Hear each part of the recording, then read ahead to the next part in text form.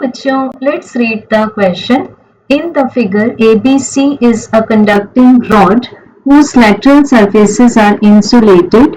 The length of the section AB is 1/2 of that of BC, and the respective thermal conductivities of the two sections are as given in the figure.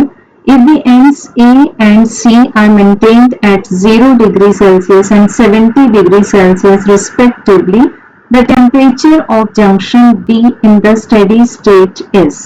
So बच्चों, question में diagram में दिखाया गया है ABC एक conducting rod है, and C का temperature है 70 डिग्री सेल्सियस और एंड A का टेम्परेचर है 0 डिग्री सेल्सियस।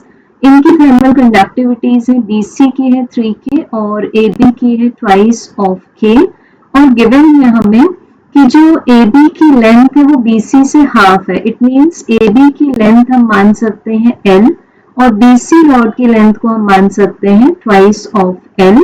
अब बच्चों यहाँ पर हमें फाइंड करना है जंक्शन B का टेम्परेचर, तो इसके टेम्परेचर को हम मान सकते हैं थीटा B।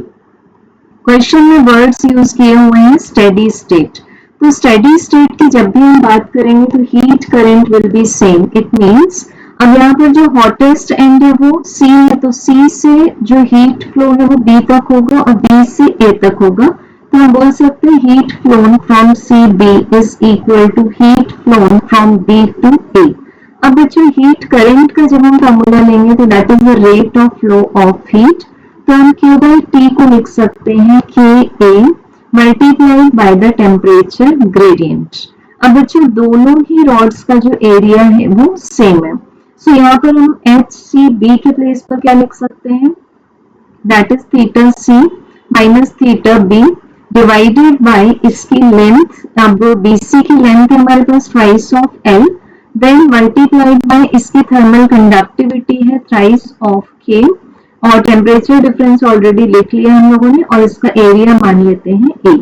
अब बच्चों BA के लिए जब लिखेंगे तो this will be theta B minus theta A divided by AB की लेंथ है L, इसकी थर्मल कंडक्टिविटी है ट्वाइस K और इसका एरिया है A।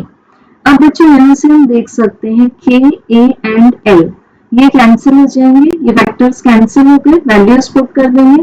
थीटा C की वैल्यू है 70 degree Celsius, theta B unknown है, and this is divided by 2 multiplied by 3, this is equals to, अब थीटा A की वैल्यू है 0 डिग्री, तो ये बचेगा सिर्फ थीटा B मल्टीप्लाइड बाय 2।